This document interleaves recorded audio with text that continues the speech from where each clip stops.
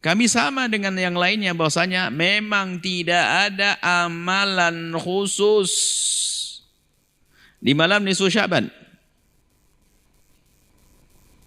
Tidak ada amalan khusus di malam nisfu Sya'ban. Tidak sholat, tidak sedekah, tidak zikir, tidak ada amalan khusus di malam nisfu Sya'ban.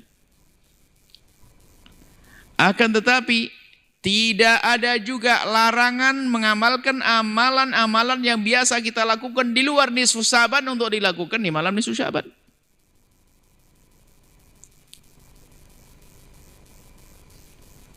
Yang aneh adalah tiba-tiba amalan yang boleh di luar nisfu Sya'ban menjadi tidak boleh dilakukan di malam nisfu Sya'ban.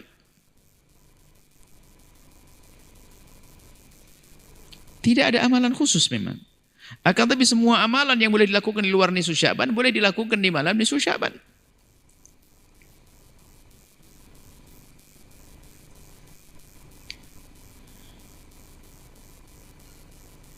Nah ini, maka tidak ada larangan atau alasan melarang untuk menghidupkan malam nisfu Sya'ban dengan ibadah apapun. Apalagi jika perkumpulan seperti ini dalam rangka untuk menyambut hadis Nabi tersebut. Dalam rangka untuk membersihkan hati kita, merenungi agar kita jauh dari kesyirikan, jauh dari kemunafikan, jauh dari kebencian, jauh daripada kedengkian. Maka sangat tepat. Kita perlu bertanya kepada siapapun yang pernah melarang. Mereka adalah saudara kita, ahli la ilaha illallah. Hanya kalau seandainya seorang mendengar hadis ini, hadisnya malam nisfu Sya'ban. Memang persiapan untuk menjadi hamba yang diampuni tidak hanya di malam nisfu Sya'ban. Dari kemarin-kemarin sudah kita siapkan hati kita jangan sampai kemasukan syirik. Itu setiap saat memang iya.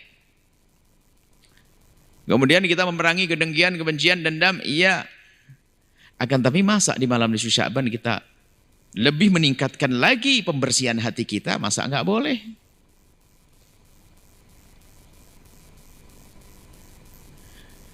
Adapun amalan-amalan yang dibuat-buat itu lain cerita. Amalan yang tidak datang dari Nabi SAW itu bukan urusan kita ini. Ada orang buat ngarang amalan, bukan itu, akan tapi kita hanya bicara bagaimana. Seperti yang kita dilakukan oleh anak-anak santri barusan. Membaca bagian daripada Al-Quran. Setelah membaca Al-Quran, meminta kepada Allah, semoga dengan Al-Quran ini dijauhkan daripada kesyirikan. Kan tadi sudah doa. Kita pilih suratnya macam-macam, surat Al-Quran, ada surat Yasin, kita pilih Yasin karena sudah pada hafal. Siapa yang berani mengatakan kalau ini salah? Bukankah kita membaca Quran, kemudian kita minta kepada Allah dengan Al-Quran yang kita baca ini, semoga Allah memberikan kepada kita hajat kita, ada boleh. Diajarkan oleh baginda Nabi. Bukan Quran saja, ibadah secara umum. Bakti ke orang tua, sedekah, menjauhi kemaksiatan, seperti dalam hadis tentang orang yang terperangkap di gua. Membawa amal baiknya untuk agar dikabul doanya oleh Allah. Kemudian baca Al-Quran lagi, surat Yasin atau yang lainnya. Kemudian minta semoga Allah menjauhkan dari hatinya segala kebencian, dengki misalnya. Apa yang salah di situ? Justru hendaknya itu yang kita lakukan. Karena apa? Malam ini Allah membagi-bagi pengampunan. Jangan sampai ternyata tanpa kita sadari kita melakukan kesyirikan. Ayo, masa begini nggak boleh?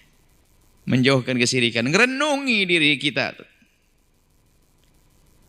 agar kita jangan sampai tertinggal dari rombongan hamba yang diampuni. Maka kita berusaha untuk melacak penyakit yang di hati kita, dengki, dendam, kita benahi. Seperti itu malam nisfu Sya'ban. Jadi kami sampaikan kepada siapapun yang biasa melakukan amalan-amalan malam nisfu Sya'ban, amalan apa saja adalah sah, asalkan bukan amalan-amalan yang tidak pernah diajarkan Nabi. Baca Quran diajarkan Nabi, Salat sunnah mutlak diajarkan Nabi. Mau sedekah diajarkan Nabi. Tapi kalau membuat nama salat sendiri, membawa sendiri, itu lain cerita. Kita bukan urusan itu. Artinya kaidahnya sederhana.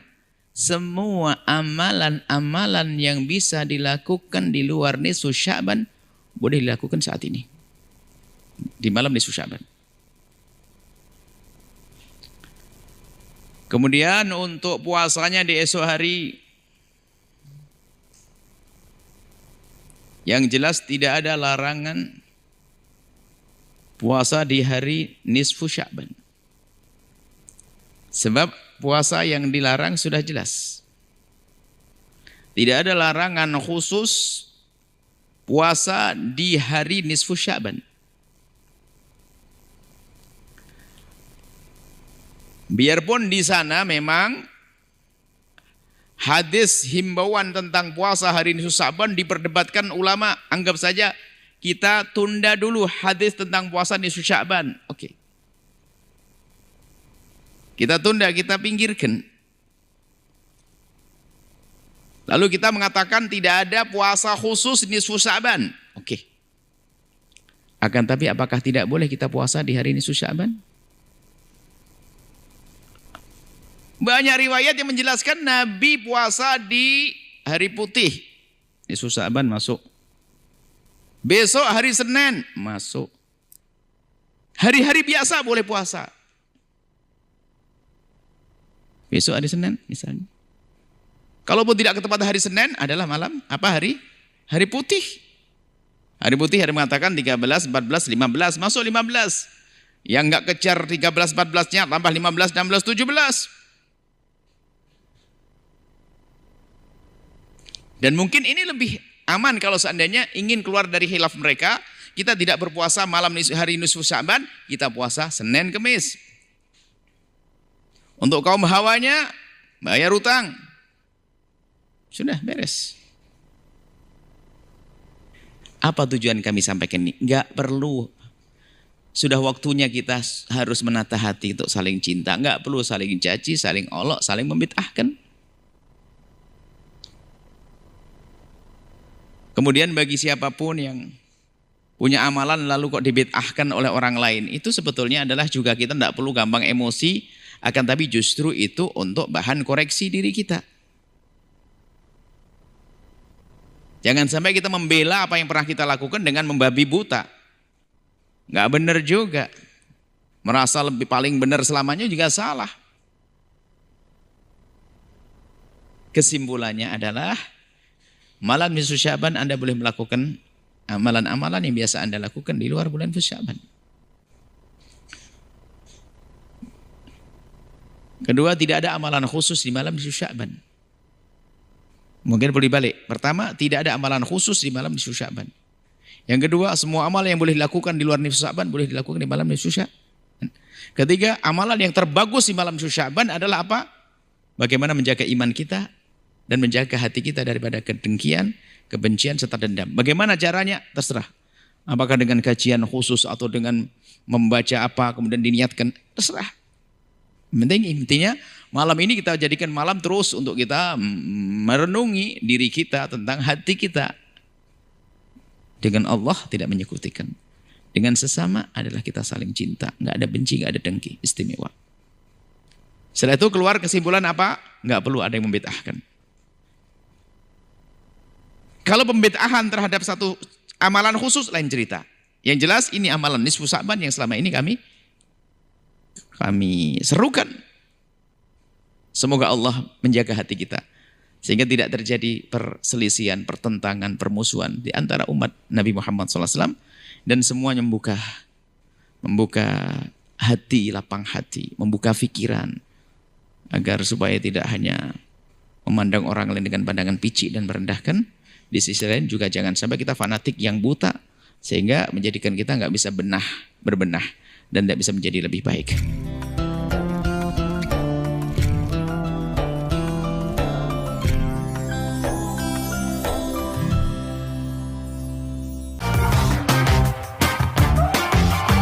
Ini yang bikin bangga. Bangga bersarung mangga. Sahabat Al-Bahjah TV, setelah menyaksikan video ini, jangan lupa bersolawat kepada baginda Nabi Muhammad. Shollu ala Nabi Muhammad. Allahumma sholli alaihi wa ala alihi wa sahbihi. Saudara-saudara yang tidak menyetujui adanya amalan malam nisfu Sya'ban, akan kami sampaikan begini, bahwa kami sama dengan yang lainnya bahwasanya memang tidak ada amalan khusus di malam nisfu Sya'ban. Tidak ada amalan khusus di malam nisfu Sya'ban. Tidak sholat, tidak sedekah, tidak zikir, tidak ada amalan khusus di malam nisfu Sya'ban. Akan tetapi tidak ada juga larangan mengamalkan amalan-amalan yang biasa kita lakukan di luar nisfu Sya'ban untuk dilakukan di malam nisfu Sya'ban.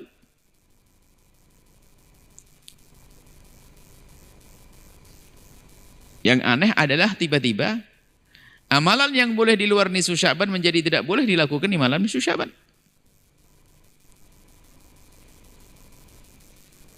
Tidak ada amalan khusus memang. Akan tapi semua amalan yang boleh dilakukan di luar nisfu Sya'ban boleh dilakukan di malam nisfu Sya'ban.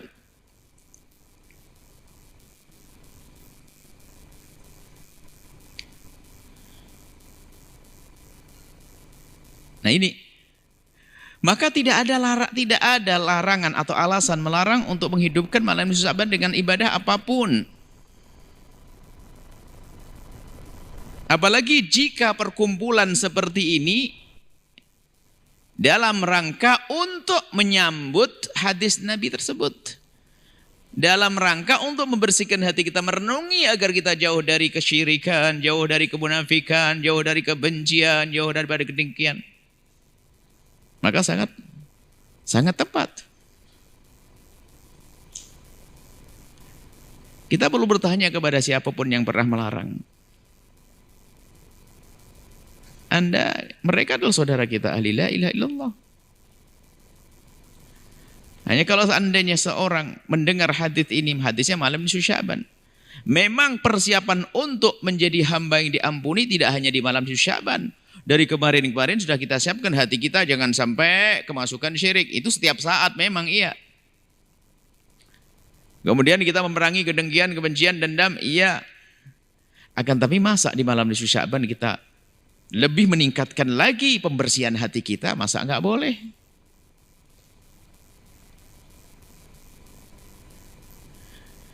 Adapun amalan-amalan yang dibuat-buat itu lain cerita. Amalan yang tidak datang dari Nabi SAW itu bukan urusan kita ini. Ada orang buat ngarang amalan, bukan itu. Akan tapi kita hanya bicara bagaimana. Seperti yang kita dilakukan oleh anak-anak santri barusan. Membaca bagian daripada Al-Quran. Setelah membaca Al-Quran, meminta kepada Allah, semoga dengan Al-Quran ini dijauhkan daripada kesyirikan. Kan tadi sudah doa. Kita pilih suratnya macam-macam, surat Al-Quran, ada surat Yasin, kita pilih Yasin karena sudah pada hafal. Siapa yang berani mengatakan kalau ini salah? Bukankah kita membaca Quran, kemudian kita minta kepada Allah dengan Al-Quran yang kita baca ini, semoga Allah memberikan kepada kita hajat kita, ada boleh. Diajarkan oleh baginda Nabi. Bukan Quran saja, ibadah secara umum. Bakti ke orang tua, sedekah,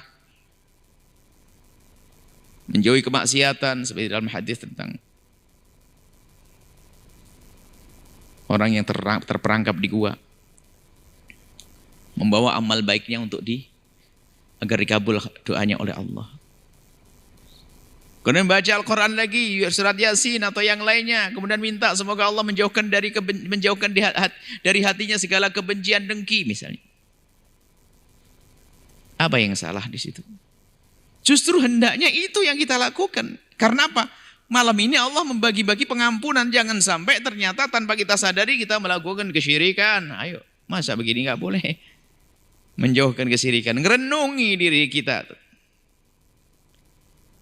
agar kita jangan sampai tertinggal dari rombongan hamba yang diampuni. Maka kita berusaha untuk melacak penyakit yang di hati kita, dengki, dendam, kita benahi.